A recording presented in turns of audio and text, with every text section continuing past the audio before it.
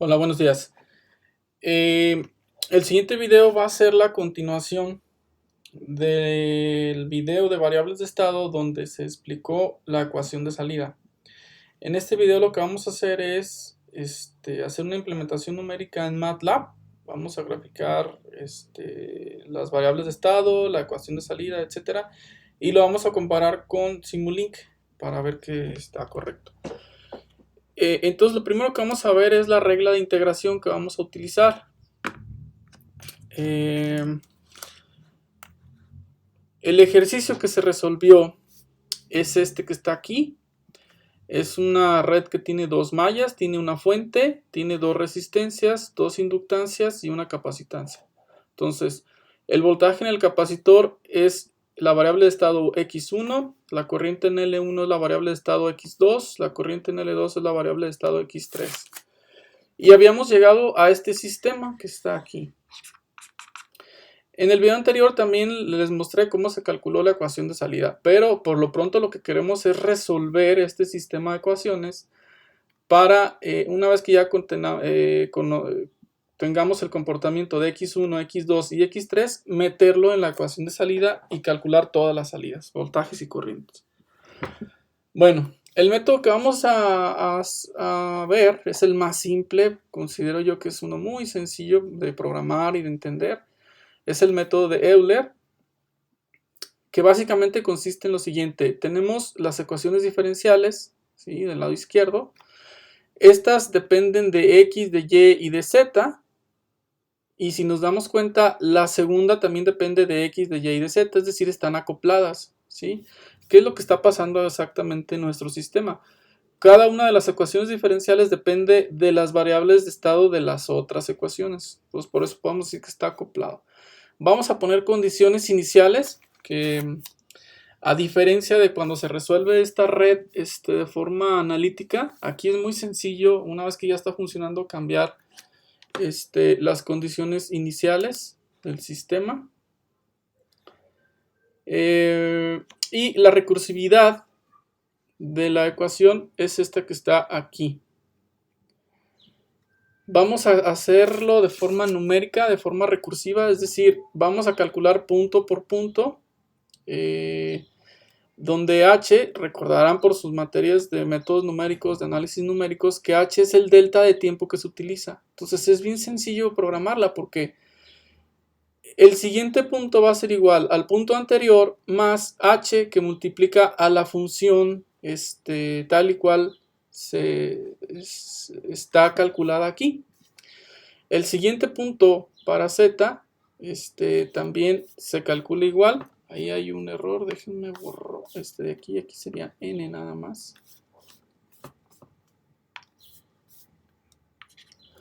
El siguiente punto para Z es Z de N-1 más H, que es H es el delta de tiempo.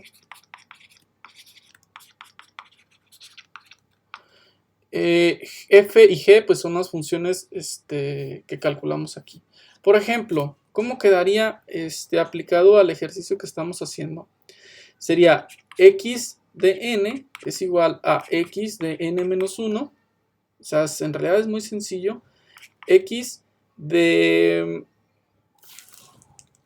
Sería X1 de N, X2 de N es igual a X2 de N-1, X3 de N es igual a X3 de N-1, más la multiplicación del delta que elijamos, o sea, H, por la función, y la función es exactamente igual como está aquí, sería 0 de X1 de N-1 más 1 sobre C de X2 de N-1 más 1 sobre C de X3 de N-1. Sería más 0 de la fuente, ¿no? Que sería B1 de de N-1. Así. O sea, directo, esta ecuación diferencial se pone directo aquí, ¿sí?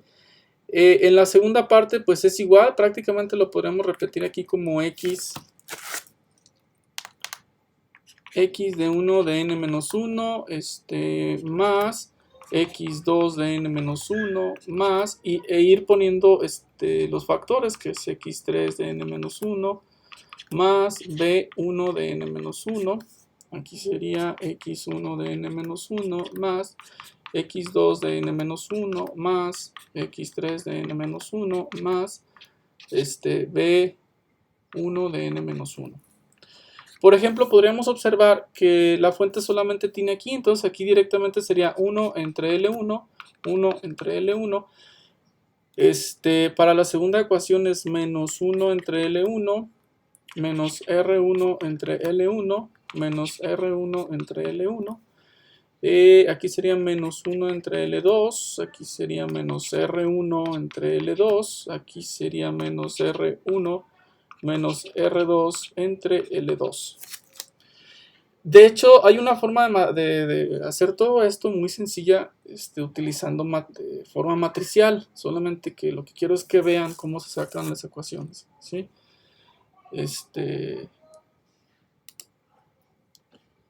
Por lo pronto,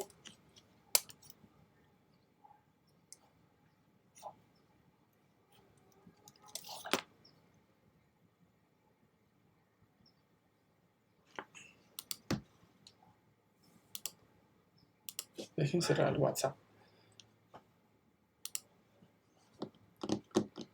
Por lo pronto, estas son las ecuaciones que tenemos que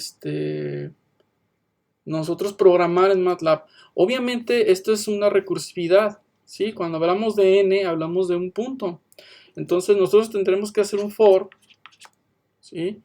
Cierto número de veces para ir calculando punto por punto. Por ejemplo, para el primer punto se resuelve esto, para el segundo punto se resuelve, para el tercer se resuelve. Es una recursividad, entonces vamos a utilizar un for. Esto yo ya lo tengo programado en MATLAB, se los voy a ir explicando paso por paso.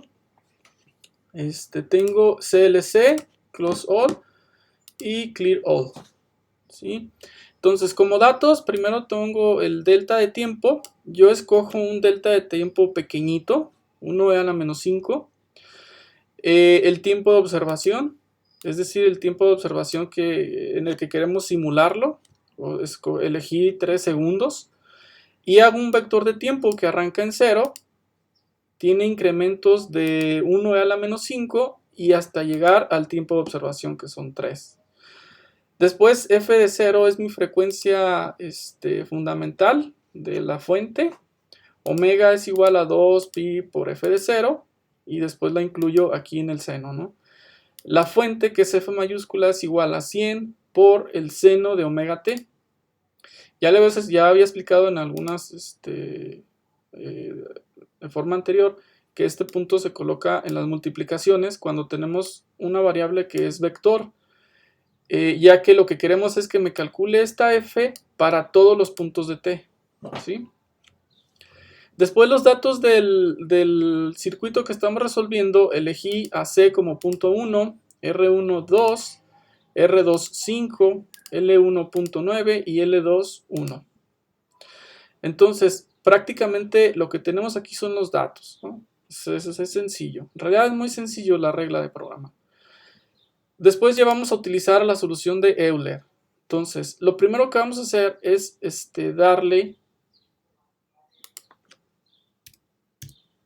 vamos a darle las condiciones iniciales. Es decir, yo le voy a decir el x1, o sea, el primer valor de la variable de estado, ¿qué valor tiene? Entonces, aquí estamos viendo que tiene condiciones iniciales 0 para el voltaje, 0 para la corriente del inductor 1 y 0 para la corriente del inductor 2, que son mis variables de estado x1, x2 y x3. Entonces, a continuación, lo que voy a hacer es un for, voy a utilizar un for, donde mi variable, mi pivote va a ser k.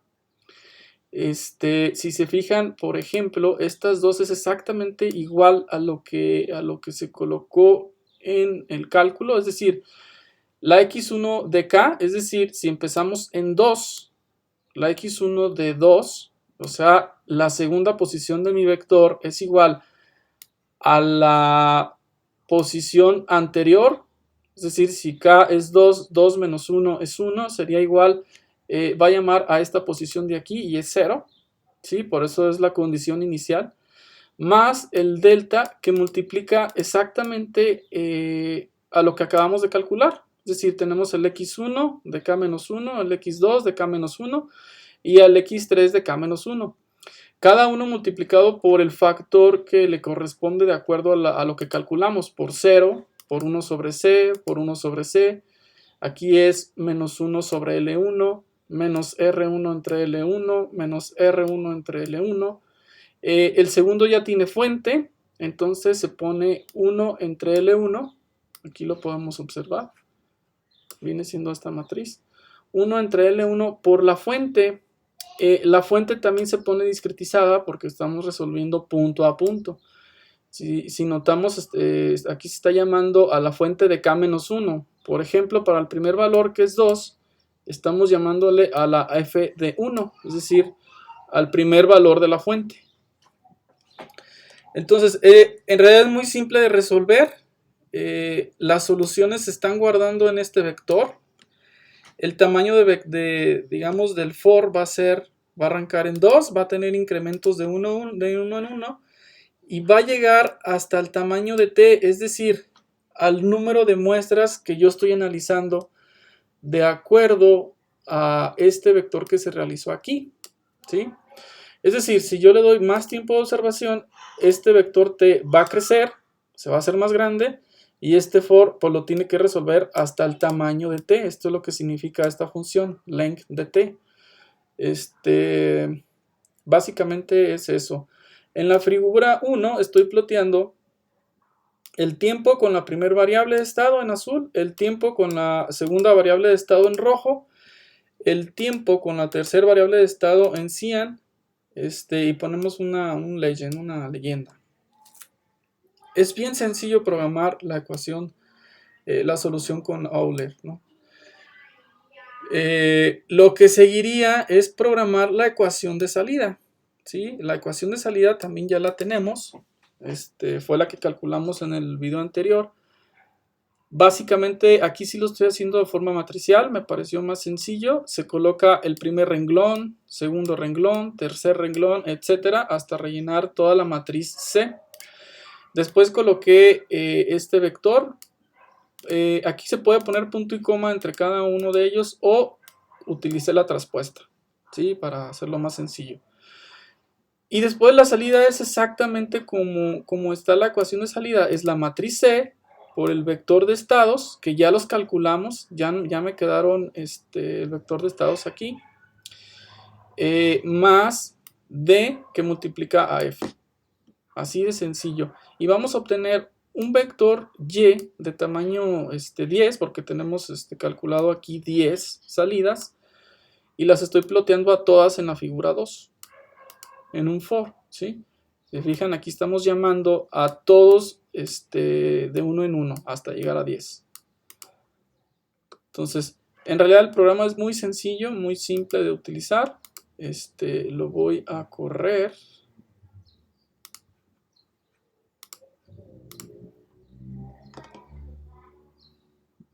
Ok. La figura 2 son todas las salidas. Entonces aquí tenemos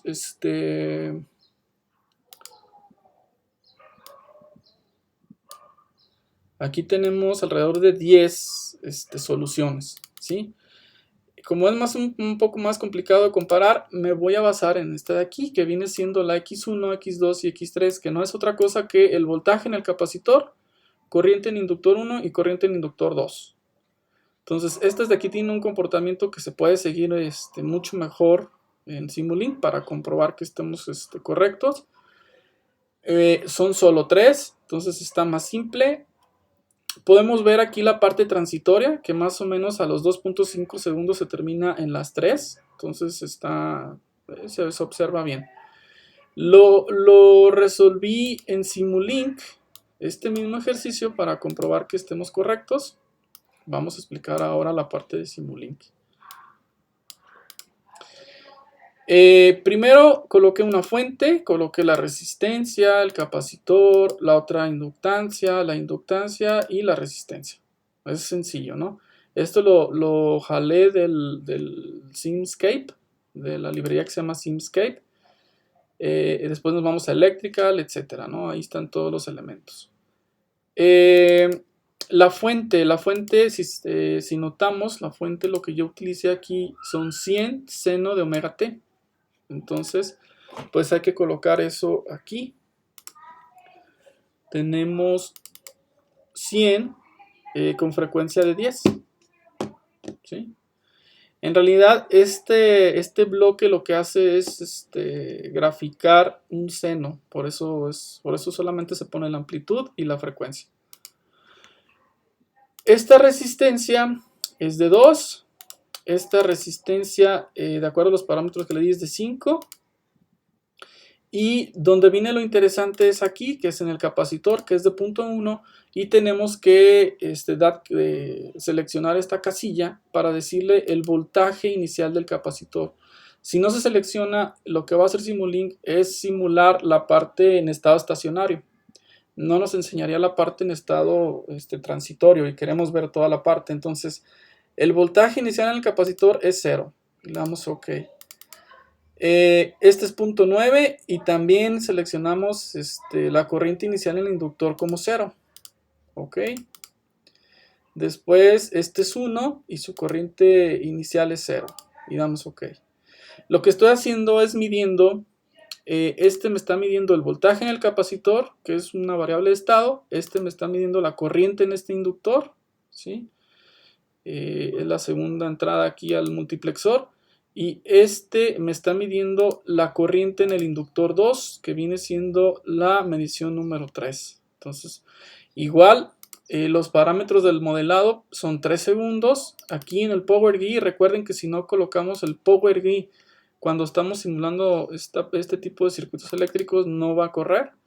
Lo puse de forma discreta y le puse el sample time igual a lo que utilizamos en MATLAB, ¿no? Para que sea pareja la comparación. Después nos vamos a modelado y en Model Settings también lo que hice fue, aquí podemos ver el tiempo, que son 3 segundos, igual que en MATLAB. Y aquí le cambié a paso fijo, ¿sí?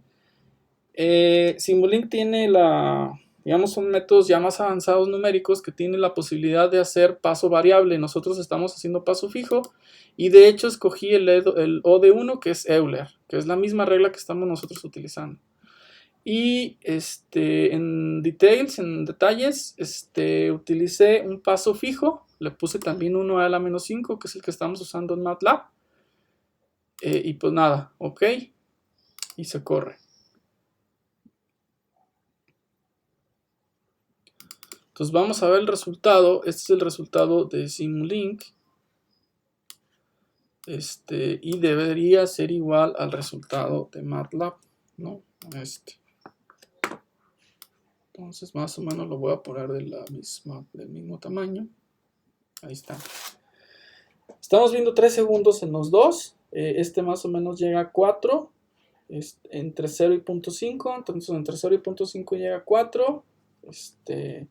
Parece que está correcto, ¿no? El cálculo de los estados que hicimos, pues aquí nos está diciendo que es correcto, ¿no? Ahora, ¿cuál es la ventaja de simularlo en variables de estado? Es bien sencillo. Por ejemplo, nos resultaría muy simple cambiar o colocar por ejemplo, estados iniciales, ¿sí? Yo digo, OK, ¿sabes qué? Mi voltaje del capacitor tiene 15 volts. Mi corriente en el inductor 1 tiene 5 amperes. Entonces solamente se le pone así y se corre. Y ya vamos a tener la solución tomando en cuenta el estado inicial, ¿sí? Esta no es esta. Entonces pusimos 15 y 5. Entonces me voy a ir a Simulink. Pusimos 15 volts para el capacitor y 5 me parece que para 5 amperes.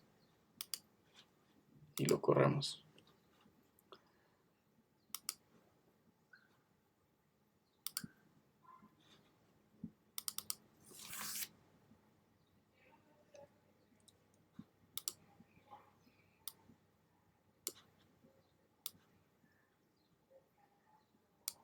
Ahí está.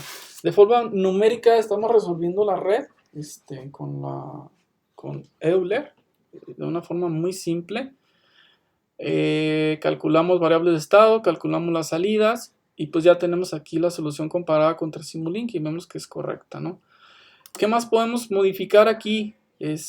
Podemos modificar, por ejemplo, los parámetros del circuito sin ningún problema. Podríamos modificar, por ejemplo, la fuente. No sé, le podemos poner tal vez más frecuencia a 50 Hz. Vamos a ver si se ve bien. Ok, a 50 Hz y con las condiciones iniciales de 15, 5 y 0 me da esta solución. Entonces lo podríamos comparar en Simulink. Aquí en la fuente le voy a dar 50 Hz. Voy a decir OK y lo voy a correr.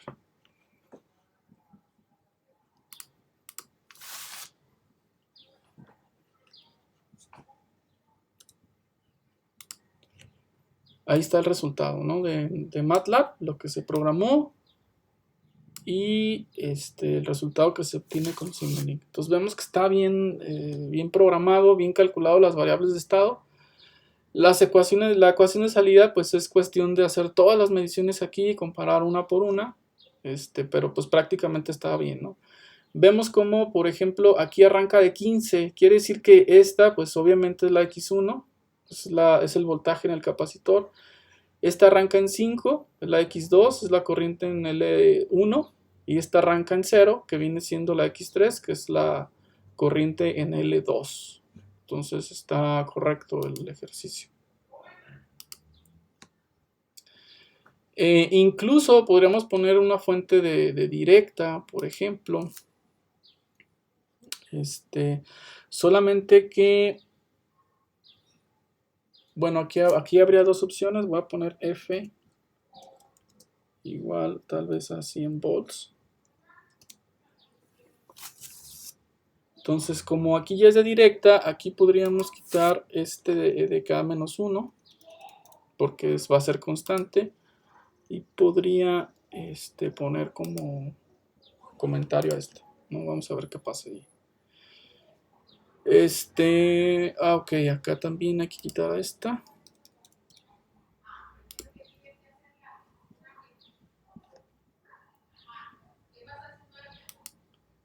Y aquí está el resultado, ¿no? Nos sirve poner una de directa porque podemos hacer un análisis en relación al circuito y a las soluciones. Por ejemplo, en estado final, esta se va a comportar como abierto. Quiere decir que ya no va a dejar pasar corriente este capacitor.